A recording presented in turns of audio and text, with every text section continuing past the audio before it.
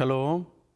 오늘도 하나님께서 주신 생명을 사용해서 하나님이 주신 귀하고 선한 일들을 감당함으로 모두에게 행복을 주고 나누는 그러한 삶이 되시길 간절히 소망합니다. 저는 온누리교회를 섬기는 노치형 목사입니다. 하나님께서 우리에게 주신 많은 것 중에 또 우리는 원하는 것이 있을 것입니다. 그것 중에 내가 어떤 것을 또 가지고 싶다, 어떤 것을 하고 싶다 하는 그러한 원함이 있을 때 여러분은 그 원하는 것의 기준이 무엇입니까? 그것이 가장 가치 있는 것이기 때문에 그렇습니까? 아니면 그것이 나에게 쾌락을 주기 때문이라고 생각하십니까? 가치 있는 것을 선택할 수 있다는 것은 매우 중요한 방법이라고 생각합니다. 여러분의 가치가 어디를 향해 있는지를 확인하는 하루가 되길 간절히 소망합니다. 오늘 주시는 하나님의 말씀은 마가복음 12장 35절에서 44절입니다. 하나님께서 우리에게 주시는 말씀을 함께 듣겠습니다. 마가복음 12장 35절에서 44절 말씀입니다. 예수께서 성전에서 가르치실세 대답하여 이르시되 어찌하여 서기관들이 그리스도를 다윗의 자손이라 하느냐. 다윗이 성령에 감동되어 친히 말하되 주께서 내 주께 이르시되 내가 내 원수를 내 발 아래에 둘 때까지 내 우편에 앉았으라 하셨도다 하였느니라. 다윗이 그리스도를 주라 하였은지 어찌 그의 자손이 되겠느냐 하시니 많은 사람들이 즐겁게 듣더라. 예수께서 가르치실 때에 이르시되 긴 옷을 입고 다니는 것과 시장에서 문안받는 것과 회당의 높은 자리와 잔치의 윗자리를 원하는 서기관들을 삼가라. 그들은 과부의 가산을 삼키며 외식으로 길게 기도하는 자니 그 받는 판결이 더욱 중하리라 하시니라. 예수께서 헌금함을 대하여 앉으사 무리가 어떻게 헌금함에 돈 넣는가를 보실세 여러 부자는 많이 넣는데 한 가난한 과부는 와서 2렙돈 곧 한 고드란트를 넣는지라. 예수께서 제자들을 불러다가 이르시되 내가 진실로 너희에게 이르노니 이 가난한 과부는 헌금함에 넣는 모든 사람보다 많이 넣었도다. 그들은 다 그 풍족한 중에서 넣었거니와 이 과부는 그 가난한 중에서 자기의 모든 소유 곧 생활비 전부를 넣었느니라 하시니라. 예수님께서는 사람들을 향해 이러한 질문을 갑자기 던지게 되십니다. 35절 말씀입니다. 예수께서 성전에서 가르치실세 대답하여 이르시되 어찌하여 서기관들이 그리스도를 다윗의 자손이라 하느냐. 서기관들이 그리스도를 다윗의 자손으로 가르치고 있었다라는 것입니다. 하지만 그것은 틀린 이야기는 아니겠죠. 하지만 그것은 사람들이 볼 때 그렇다는 것입니다. 예수님은 시편 110편의 말씀을 들어서 새로운 말씀을 주고 계시는데요. 36절부터의 말씀입니다. 다윗이 성령에 감동되어 친히 말하되 주께서 내 주께 이르시되 내가 내 원수를 내 발 아래에 둘 때까지 내 우편에 앉았으라 하셨도다 하였느니라. 다윗이 그리스도를 주라 하였은즉 어찌 그의 자손이 되겠느냐 하시니 많은 사람들이 즐겁게 듣더라. 다윗이 시편 110편을 쓸 때 그는 왕이었습니다. 왕의 출정가라는 그 시편을 쓸 때 바로 이러한 말을 가장 서두에 썼다는 것이죠. 다윗이 성령에 감동되어서 주께서 내 주께 이르시되 내가 내 원수를 내 발 아래 둘 때까지 내 우편에 앉았으라. 하나님께서 싸우시고 하나님께서 행하실 것이니 그것을 바라보라는 것입니다. 모든 것이 주인이 되시는 하나님께서 행하는 것이다 라는 것을 선포하고 있다는 것이죠. 예수께서 말씀하시고자 하는 포인트는 바로 그것입니다. 다윗은 한 번도 그리스도를 자기의 자손으로 생각해 본 적이 없다라는 것이죠. 하지만 혈통적으로 다윗의 가문에서 태어난다 하셨으니 그것을 다윗의 자손이 태어났다라고 생각했다는 것입니다. 하지만 예수님께서는 그 말을 처음 했던 다윗마저도 그분이 바로 자기의 주인이었다는 사실을 고백했다. 다시 말하면 그 주인이 바로 하나님이셨음을 선포했다는 것을 말하는 것이죠. 우리는 예수께서 하나님이시라는 사실을 알고 있습니다. 그분은 삼위일체 하나님 중에 성자 하나님에 해당하는 분이신 것을 우리는 기억하고 있습니다. 우리가 알고 있는 1:1 제자양 교재에 보면 예수님에 대해 소개하면서 예수님의 특성, 특별히 교리적 특성에 대해서 말하며 참 하나님이시며 참 사람이신 예수에 대한 이야기를 하게 됩니다. 예수가 그리스도가 되실 수 있는 비결이 바로 하나님의 완전하심에 있다라는 것이고, 그 완전하신 하나님이 빌립보서 2장에 나오는 말씀처럼 자기가 얻을 기득권을 내려놓고 그리고 사람의 형체 그 종의 모양으로 나타나셨다는 그 사실로 인해 드러난다고 말하는 것이죠. 그 사람은 완벽한 사람이었기에 십자가의 죽음 속에서 죽음을 맞이하게 되는 존재였다라고 말하고 있는 것입니다. 참 하나님이시며 참 사람이신 바로 그리스도, 그분은 다윗에게는 바른 하나님의 모습이었다는 사실이죠. 다윗이 고백한 그 하나님의 모습을 사람들은 기억해야 된다는 것이 예수님의 가르침의 핵심이었던 것입니다. 여러분, 하나님을 어떻게 가치 있게 여기고 계십니까? 이단들은 예수 그리스도를 하나의 피조물이라고 생각합니다. 창조주 하나님 만들어 놓은 작품 중에 예수가 있다라고 말하는 것이죠.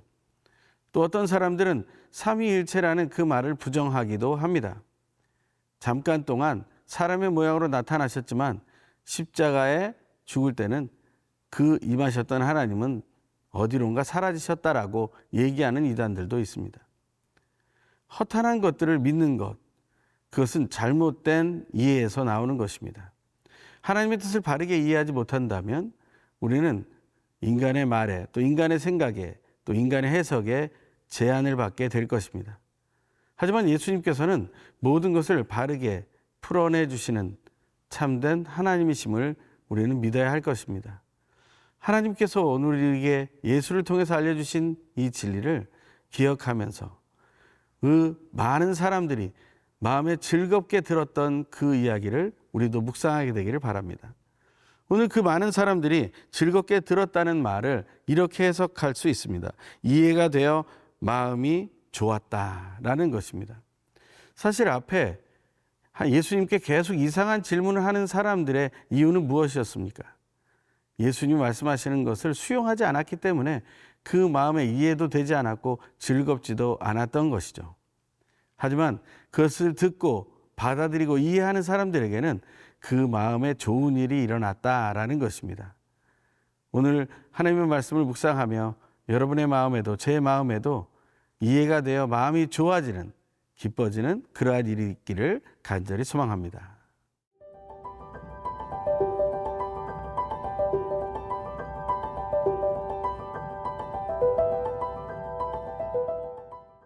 오늘 말씀의 묵상에서 처음 시작할 때 우리가 원하는 것에 대해서 그 기준을 나눠보았습니다.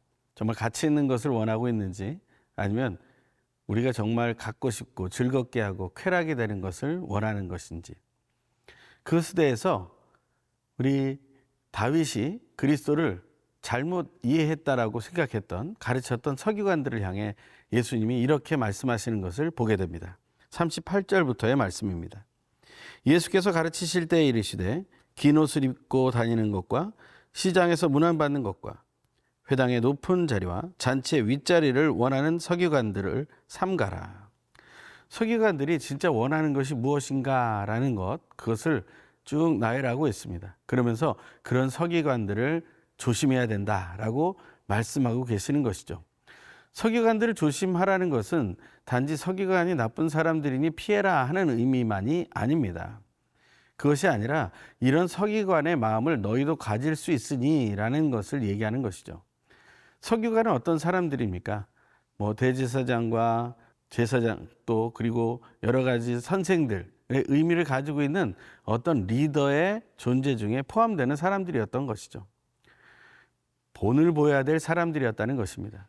근데 그들이 진짜 원하는 것은 무엇이었냐면 밖으로 드러나는 모습들이었다는 거예요. 긴 옷을 입고 다니는 그런 모습 속에서 시장에서 문안을 받고 높은 자리와 윗자리를 얻게 되는 그러한 것을 생각했다라는 것이죠. 하지만 예수님께서는 그것을 조심하라고 말씀하시면서 이렇게 얘기하십니다. 그들은 과부의 가산을 삼키며 외식으로 길게 기도하는 자니 그 받는 판결이 더욱 중하리라 하시니라.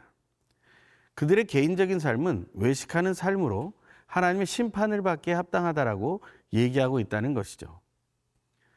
그들이 진짜 원했던 것은 사실은 가장 가치 있는 하나님의 뜻을 지켜내는 것이 아니었습니다. 그들이 원하는 것은 이 땅에 살아가면서 자신들이 누릴 수 있는 그러한 존중과 또한 높임, 바로 그것을 원했던 것이죠.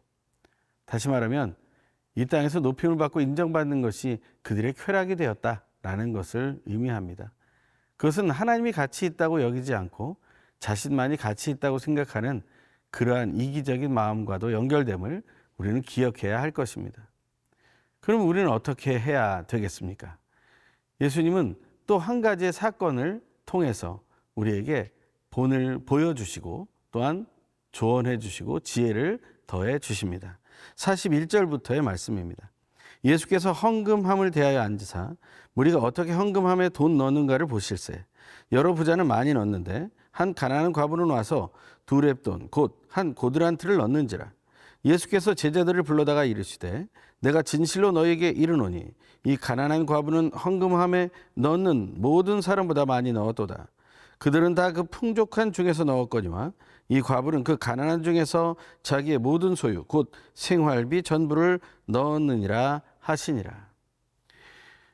헌금함에 앉아서 헌금하는 것을 바라보시던 예수님은 매우 중요한 한 가지를 발견하게 됩니다. 하나님 앞에 많은 사람들이 많은 헌금을 하는 것을 보면서 하나님께 영광 돌리며 하나님의 가치를 인정하는 것을 보여주는 행위라고 생각했을지도 모르겠습니다. 하지만 진짜 하나님을 가치 있게 여기고 하나님만이 주인이라는 사실을 신뢰한다면 어떻게 헌금하는 것이 맞는가라는 것에 대해서 예수님은 한 가지의 말씀을 주시는 것이죠. 그것이 무엇입니까? 바로 가장 적은 돈으로 헌금했던 그 과부의 헌금을 하나님께서는 받으신다, 기뻐하신다 라고 말하고 있는 것이죠. 그 이유는 무엇입니까? 가장 작은 금액이나 하나님을 가장 가치 있는 존재로 여기며 자신의 전부를 드렸기 때문이라는 것입니다. 이것은 헌금을 드릴 때 모든 전 재산을 바쳐야 된다는 의미를 말하는 것이 아닙니다. 이것을 왜곡해서 잘못 전하고 한 가문의 가산을 탕진하게 한다면 그것은 잘못된 가르침일 것입니다. 하지만 하나님께서 원하시는 것은 바로 하나님을 가장 가치 있게 여기라는 것입니다. 자신의 전체와 바꿀 수 있는 자신보다 더 높은 가치를 지니신 그 하나님을 인정하라는 것을 말하는 것이죠. 그것이 우리의 삶 속에 어떤 순간에서든지 나타나게 된다면 그 과부처럼 우리는 우리의 모든 것을 하나님께 드릴 수 있는 용기를 내게 될 것입니다. 하나님께서는 우리의 모든 것을 허락하시는 분이십니다. 그러니 우리의 모든 것을 빼앗으려고 혈안이 되어 계신 분이 아니라는 사실도 우리는 알아야 할 것입니다. 하나님은 우리에게 모든 것을 주셨기 때문에 우리의 모든 것을 다 하나님께 드린다 할지라도 하나님은 더 풍성한 것으로 채워주실 것입니다. 하지만 그 바치는 기준이 하나님만이 가장 가치 있는 분이라는 사실을 인정하고 내가 그 가치 있는 것을 누리기를 원할 때 하나님께서는 함께 하신다는 것입니다. 그것이 우리에게 믿음의 삶으로 드러나길 간절히 소망합니다.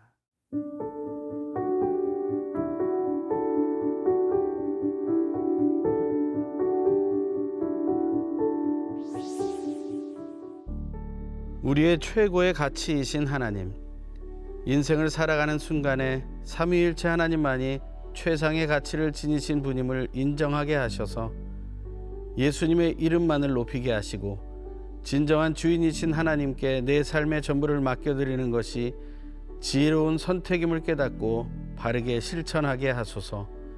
예수님의 이름으로 기도드립니다. 아멘.